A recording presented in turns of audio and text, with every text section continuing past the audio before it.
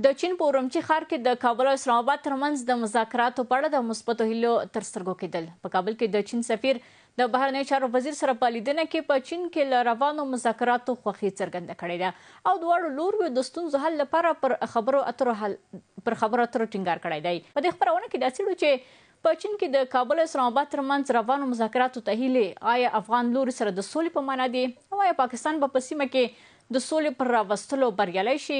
سلامونه د نن شپې څېړنې خپرونې ته زه کلثوم بهرام هرکلی کوم. د همدې موضوع څېړلو لپاره راسره د نړیوالو چارو کارپو عزیز مرج راسره دی. مرج صاحب، تاسو ته ښه راغلاست. امرا وشو لومړۍ پوښتنې ته ویل کېږي په چین کې د کابل او اسلام آباد ترمنځ روانو مذاکراتو مثبت هیلې زیاتې دي. ستاسې په اند آیا پاکستان دا ځل دا درک کړی چې ټي ټي پي د پاکستان خپله کورنۍ مسله ده؟ مننه. لومړی تاسو ته بارام خور، تاسو تخنیکي همکاران ته لیدونکو ته سلامونه احترامات وړاندې کوم. ګوره، دا خو موږ په دې باندې بحث ډېر کړی ده. پاکستان مامور دی، اجرایي دی، اهداف و مقاصد دی غربي نړۍ ده په سیمه کې. همدې لپاره جوړ شوی دی. په 1940 کال کې همدې لپاره جوړ شو د افغانستان په وړاندې، ځکه مخنیوی د شوروي او اوسنۍ روسیې ګرمو بوته ولاره افغانستان ده. په دې بحث کړی ضرورت نشته بحث وکړو. دغه چې امریکا او روسیه او رقابت ده، افغانستان جغرافیه ده او پاکستان د افغانستان په وړاندې ده. په دې کې موږ ځان غولو، دې خوا ته ځو، دویم کور ده، د موږ ورور هیواد ده. دا نو د طالب دا خبرې کوي. یا بعضې غلامان بیا وایي چې موږ د کور ځای راکړی و، موږ د ډوډۍ راکړې ده. 1 میلیون یا 2 میلیون د ډوډۍ ورکړې، ځای ورکړی ده. 2 میلیونه سره هماغه جنګولي دي. 2 میلیونه دښمن کړي دي، ور یې اچولی. نو بنا دا لاس داخله دی نه، داسې خبرې اترې دغه ډیپلوماسي ده.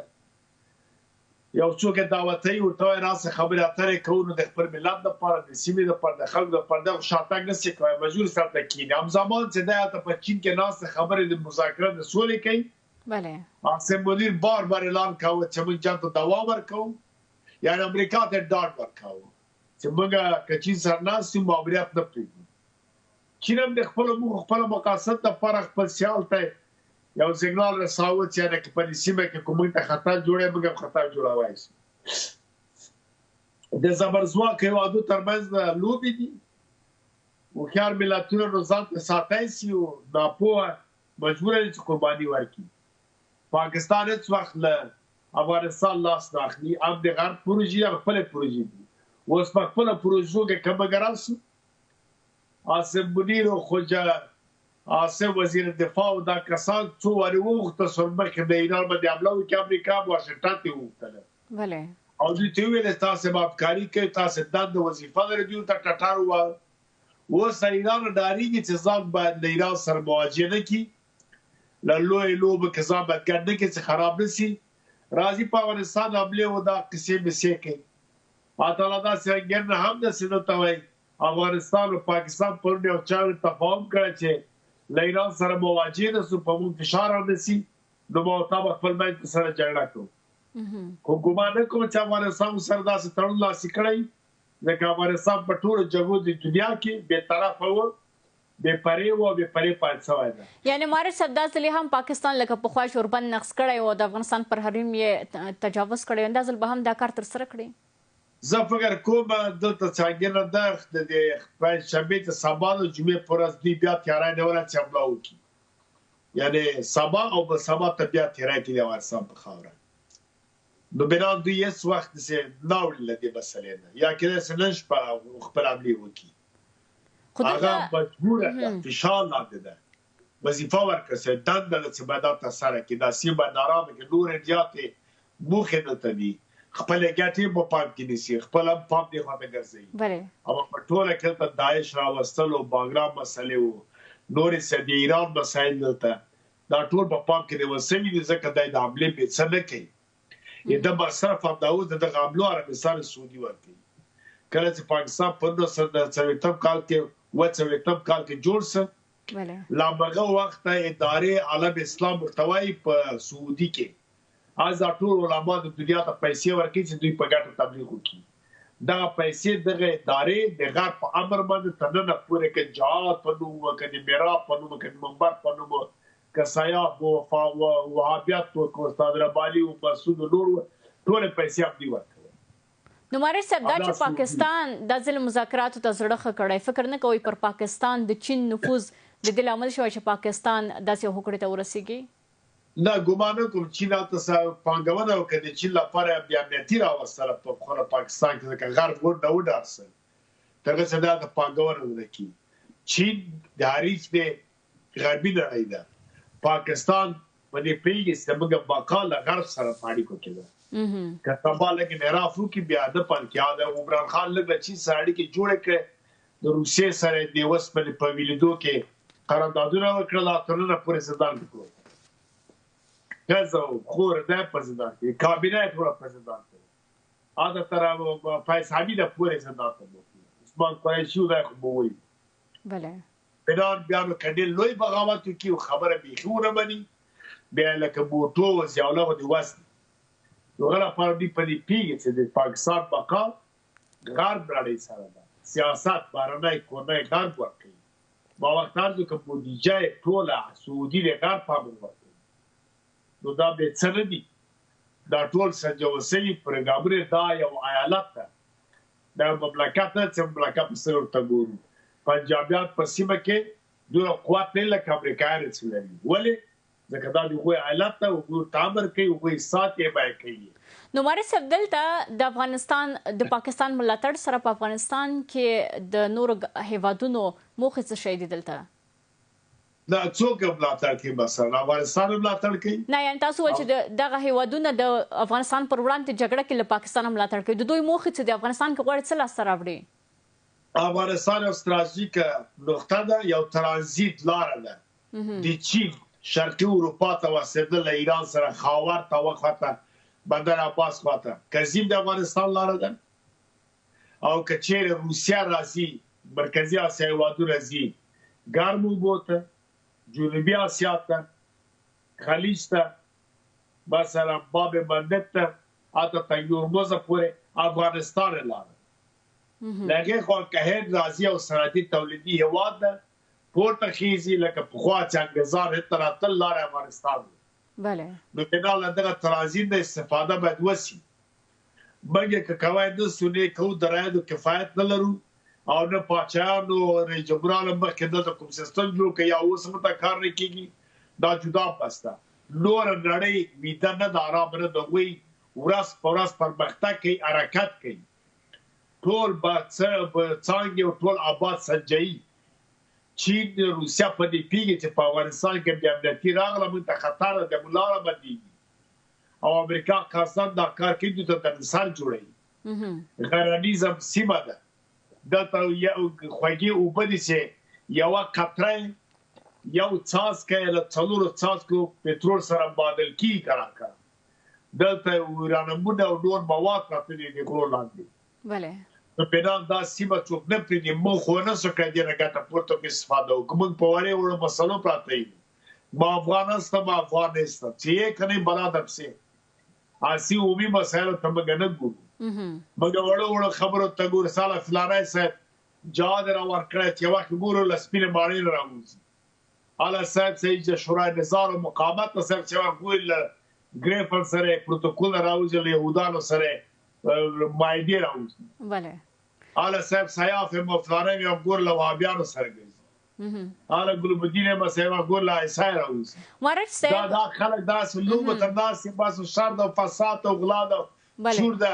همدې ته موږ وطن د چا کار ونه کړ، بالا دې نه ګورو چې څه کېږي. اوس هم چې ګورو د نجونو مکتبونه بند، ښځې په کور ناستې، سیستم ادارې ته کار نه کوي، خلک ناهیلي سي. نړۍ دا رقم نه ده، ګاونډیان دا رقم نه دي. او بیا کاله مخکې ایران وګوره، افغانستان وګوره، باره اوس ته وګوره دې حالت ته. 50 کاله مخکې دغه امارات متحده عربي نقشې و کورنۍ وګورئ، اوس وګورئ چې دنیا کې لومړی خبره کوي. دا پاکستان 20 کاله مخکې 40 کاله مخکې موږ په خبر ته تلو، په اسلام آباد ته به تلو، بوی به یې خود. اوس واسې د دوی دا نقشه وشو، هغه وګورئ حالات فرق کوي. لکه دا اوس کابل لاس کاله مخکې سره مقایسه کې فرق کوي. لاس کاله کې دومره تغیرات راغلي. ماري صاحب د دې کړکېچونو په دوام کې به راشو دې ته چې څو ورځې وړاندې په کابل کې یو مشورتي غونډه ترسره شوه چې پکې د بهرنیو چارو وزیر امیر خان متقي ویل چې اسلامي امارت تل د ستونزو حل لپاره ډیپلوماسۍ ته لومړیتوب ورکوي. څه فکر کوئ د اسلامي امارت دا دریځ په سیمه کې د دوی پر اعتبار باندې څومره اغېز کولی شي؟ دا خو د دولت مردانو د سیاسونو همدا خبرې دي.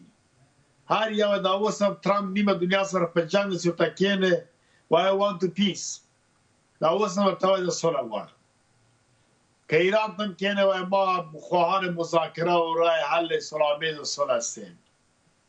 بعد شهباز شریف هم پرون ویل چې موږ صلح الله سره د امریکا او د ایران سوله کوو. دلته جنګ اچولی. نو چارواکي د افغانستان ډیپلوماتان دي. دوی مجبور به حق لري دا خبرې وکړي. مانم دا چې کوم مملکت رښتیا یو ستراتیژي او برنامه ورته لري، پالیسي یې جوړه کړي، هغه ډېره مهمه ده. اوس افغانستان په چا حمله نه کوي، حملې پې کېږي.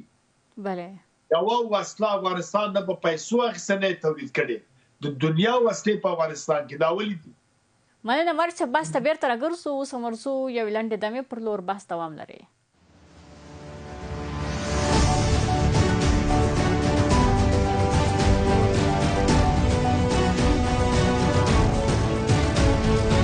د خبرونې دوام ته راغلاست. ماري صاحب، راوشو ستاسو د خبرو په دوام سره غواړم یو پوښتنه بله مطرح کړم چې په سیمه کې د کړکېچ کمولو لپاره د پاکستان هڅې به کومه مثبته پایله ورکړي؟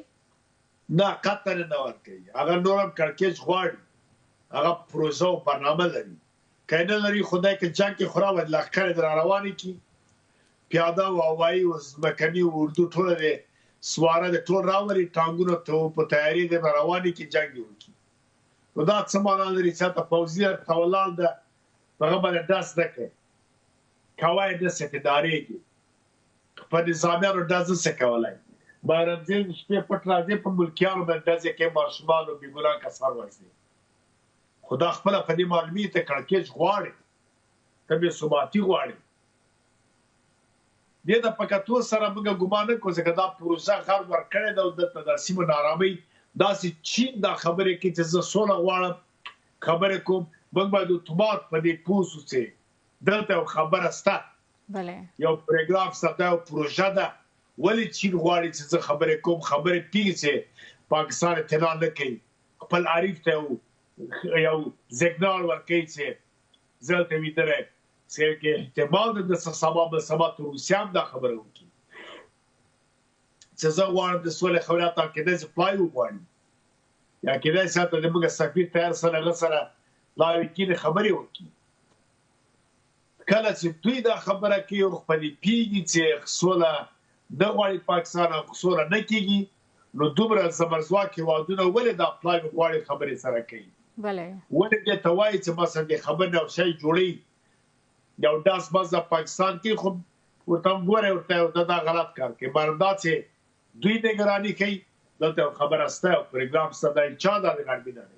ماري صاحب، اوس پوښتنه دا ده چې پاکستان د امریکې او ایران ترمنځ غواړي منځګړیتوب وکړي او جمعې ورځ باندې ویلي وو چې مذاکرات هم پیل کېږي. څه فکر کوئ د پردې تر شا پټې خبرې به څه اوسي؟ امریکا ګورئ په جنګ کې، په جګړو کې، په دې ځای کې مرخې پلانه جوړېږي. برنامې هغه جنګ چې تصادفي نه برنامه وي، ځکه جنګ دوه ډوله شروع کېږي، یو حادثه اوس تصادفي بیا پراخ شي، یو بیا برنامه یې پلان شوی. د ایران او د اسرائیلو په امریکا جګړه دا پلان شوې له ډېره پخوا نه، دلته ډېر لوی کسي تنها ایران نه ده، په سرحد درته د خلیج هېوادونه ټول ضعیفوي، ورانوي یې. بیا اسرائیل جوړولو کې بیا اسرائیل پراخوي، دا سیمه کې او تغیرات راوړي. دا پروګرام اوږد دی، دا تقریبا تر 2015 پورې دوامونه کوي.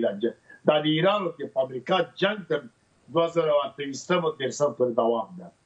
همداسې ورو ورو جنګ ته ترغې چې ډېرې ضعیف دي، دا پروګرام ده. نو په جنګ او جګړو کې ما له پلان شوي کې تکتیکونه استفادې کېږي، فکر او ذهنیت بلې خواته کې، مطبوعات ډېر رول لري، مطبوعاتي خبرې ډېرې کېږي، استخبارات ډېر کار کوي دې کې، پنځم ستون پکې ډېر فعال وي، پیسه پکې ډېره توزیع کېږي نسبت له وسلې نه، واخیستل کېږي خلک په پیسو. دا هم د امریکا او تکتیک د پاکستان ته وایي ته دا خبرې کوه چې مطبوعاتو فکر کوي امریکا دومره سپک نه ده چې راسي وړکي هیواد کې کینې خبرې وکړي. ایران په ژوند یې تنازلېږي چې زبرځواک هیوادونه پرېږدي او اروپایي هیوادونه پرېږدي خبرو کوربتوب پاکستان وکړي چې هغه خپل ابداوه جګړې کې او توریزم پکې د ابداوه امنیت پکې نشته. نو بیا دا امکان لري دا یو تکتیکي خبرې دي او پاکستان د هغه کدا بیا په شرمه غږ راپورته کړي. دا د سولې خبرې دې ته جوړ نه دي. اوس فعلا د امریکا او د ایران د جګړې تدابیر نیول کېږي. ګورئ کله اعلان کې چې زه ضرب العجل کې زه حمله کوم، بیا بیرته کې 2 هفتې حمله معطل شوه. اورمچي دا ذهنیتونه مطبوعاتو لخوا کېدای شي ټرمپ دا نه شوه بیا حمله وکړي، کېدای شي سبا حمله وکړي او کېدای شي بیا پرې ځکه بعضې وخت کې داسې هم نه ده چې ضرب العجل یې کړی باید حتما باید په همدې ورځ حمله وکړي. مرسته تاسو همدې ته اشاره وکړه. زه غواړم دې مسئلې ته راشم چې ایران 10 ماده ییز وړاندیز امریکا ته وړاندې کړی و، امریکا هم دې ته غاړه کېښوده. څه فکر کوئ د دې لامل څه شی کېدای شي؟ دا د ډیپلوماتیک خبرې دي، ذهنیت بدلول دي. هر څوک خپله ګټه پر بنا باندې دې ګټه پورته کوي. عملاً جګړه روانه ده. په جګړه کې تر اوسه پورې امریکا کامیابه ده. که سل ایرانیان ووایي مجبوره دي ووایي دا یې خاوره ده، وطن ده، وایي ما پیروز شولې. نن هم راوتلي وه واټونو ته دا خبرې کولې، اما پایله تر اوسه معلومه نه ده. اوس یې ورته ګورو جنګ په ایران کې ده نه په امریکا کې. د ایران چې ولي تر اوسه پورې خلیج هیوادونه ولې نه یې امریکا ویشتلی. کوم امریکایي یو بیړۍ ته سیوه تاوان یو ډز رسېدلی، نو تر اوسه کوم بیړۍ نه ده ویشتلی، نه یې ښودی شي. ټول ویډیو فلم چې راوړی همدا هغه یوه بیړۍ ده. د ایران هغه مشران چې مخالف د امریکا و هغه یې له منځه ټول ویوړل. دا نورو سره معامله لري، ورته وایي ته ډزې کوه. څومره چې ډزې کوې واشنګټن نه ولې خپل مصرف کوي تر څو وخته پورې چین او روسیه تا ته اکمالات وکړي، بالاخره هغه هم نه کوي. هغه تاسیسات چې په بوشهر او په کوم تهران کې هغه ورته وویشتل. اوس پاتې دي یو د برېښنا او بعضې تاسیسات دي، هغوی ته هم پروګرام جوړ شوی چې ولي نو میران تاوان چا وکړ. که ته خلیج هیوادونه عربي هیوادونه ولې دغه جوړولو کې بېرته مجبور د امریکا او غربي نړۍ او زبرځواک هیوادونه دا جوړې ځکه لویې کمپنۍ د ودانۍ دوی سره دي، بانکونه قرضه دوی سره ده، بانکونه مالکان دوی دي. تا که تنګي ورمز بند کړی دا په دې معنی خپل دوکان دې بند کړی. لوزوانیا او ټکزاس د امریکا کې دومره تیل دي چې 3 برابره د خلیج د اوپیک دي. وینزویلا ورسره ده. روسیه ګورې خپل تیل په کوم صورت باندې د اروپا ته اقبالي او قیمت یې ورته لوړ کړی. قیمت خو دوی لوړ کړی. جنګ په تفاهم کېږي، جګړه کې زبرځواک هیوادو کمپنیو کورنیو هغوی بیا هڅه کوي، نرخونه هم هغوی پورته کوي، بیمه هم هغوی زیاتوي، د قرضې ټکس هم زیاتوي، انټرست ورته وایي، تیل او مواد هم خرڅوي. مثلا دا اوس دومره میوه د روسیې راغلی اروپا ته چې پخوا په دې پیمانه نه وه راغلی. اما چې ځي بندرونو ته جاپان او دې خواته بیړۍ راډکېږي راروانې دي اروپا ته. نو ماري صاحب اوس دلته پوښتنه دا ده که چېرته امریکا وغواړي که نه په سیمه کې پراخې جګړې ته دننه شي او پر ایران باندې حمله وکړي، دلته به د چین او روسیې غبرګون څه شی وي؟ آیا دوی دا اجازه ورکوي چې سیمه له پراخې جګړې سره مخامخ شي؟ دوی تفاهم لري کنه، تفاهم لري، خپلې ګټې دي. ما عرض وکړه 20 کال امریکا په پاورزنګ جنګ وکړ، چین په WTO کې ځان شامل کړ. دا د نړۍ تجارتي ارګان څه دی، ورلډ ټریډ ارګانیزیشن څه ده، بازار تجارتي. خپل دوی اعلان وکړ چې موږ 2 تریلیونه په 20 کالو کې ګټه وکړه. 2 تریلیونه ډېره پیسه ده په یو عادي یو مارکیټ کې. حتی لا ما داسې واورېد چې هماغه 4 تریلیونه ویلي، خو خیر ما موږ کوم 2 تریلیونه واورېدله. په 1 تریلیون باندې یو مملکت جوړېږي. نو بنا دوی دا ګټه په سادګۍ باندې وکړه، مواد او توکي نړیوال هویت پیدا کړ، ټول نړۍ ته صادر سو لاړل. دا په خپل ځان کې دی ګټه ده. دا سنجول کېږي، روسیه سنجوي چې زه څه ګټې کوم، اجازه بیا ورکوي. تاسو ګورئ په همدې افغانستان کې مثال ورکړم، خیر څوک نه خفه کېږي له دې نه. 20 میلیونه په هره هفته کې امریکا راځي، دا چې پر انوار راځي افغانستان ته راځي. خو خیر دا ورکی خپل موسسات یعنی موسسات یا تاسیسات امریکا د مایسته چین راځي په معدنو طلا او دې کې تړون لري ولې امریکا غوښتل تکي ولې چین امریکا دغه کې روس راځي پر رسمیت پیژني یعنی درې وړه هیوادونه په افغانستان کې ډول تعامل لري هغه بیا د باندې چې کینی مخالف یو سره چې مخالفت کوي همدغه څه په سوریه کې په عربي هیواد دا ګوري عربستان دولت چین سره تړون لاسلیک دی راځي دا په خپل ذات کې یو تړون درو عربان پیږي چې موږ ایران ونه وی راځو روسیه سره تړون جوړ کړ سبا ته چې ایران ته احتیاط کوي یا مثلا امریکا ورته ویلي سعودي ته چې ورسره روسیه سره تړون جوړ کړ چې روسیا ایران ته کومک ورکړي مثال څل خبرې دي همداسې په نورو هیوادو کې په هر څه کې دوی شریک دي سره په لویه کې دوی سره ګډې سره کوي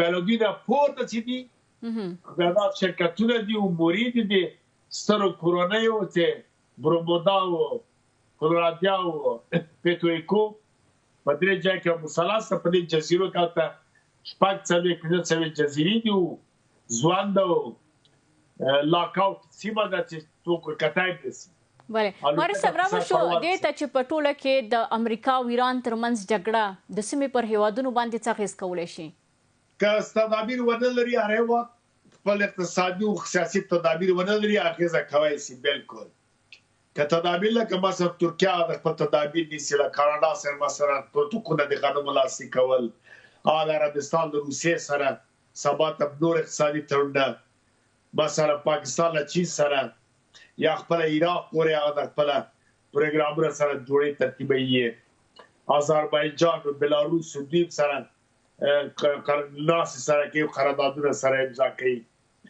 موږ هم که خپل زیرمو ته کار ونه کړو خپل اوبه چې په وخت کې یو څاڅکی د څلور څاڅکي د نفتو سره برابر ده زراعت ته کار وکړي کروندو ته څارویو ته خپل کورني تولیداتو ته کارونه تشویق نه کوو ملت او دولت فاصله ورکه نه کوي اتحاد کار نه کوي سیستم اداره جوړ نه کوي نړۍ سره اړیکې جوړ نه کوي د نړۍ مشروع شرایط خپل ګټو پر بنیاد نه منو نو شاید موږ تاوان ډېر وینو نسبت نور ځکه موږ جګ ځپلي هیواد یو کارونه ډېر نشته تولید او فابریکې اقتصاد ډېر قوي نه ده نو میرا دې ته باید موږ پام وکړو اوس ګورئ دافع او قوایا وایي دا نه لرو د پاکستان په وړاندې عاجز یو ډېر روان نه ورسي په راځي او تک راځي ماشمار واسي او سبيني بغختلی او خپوات تر تدابیر هر مملکت هر وازه تنيسي بعد موږ دې ته ګټلې ګام راپورته کو ډېر روان چې پاتې په راتلونکي کې اوس اقلیمي هوا دا خراب ده کېدای شي وای تر جوزا پر سیلاو راسي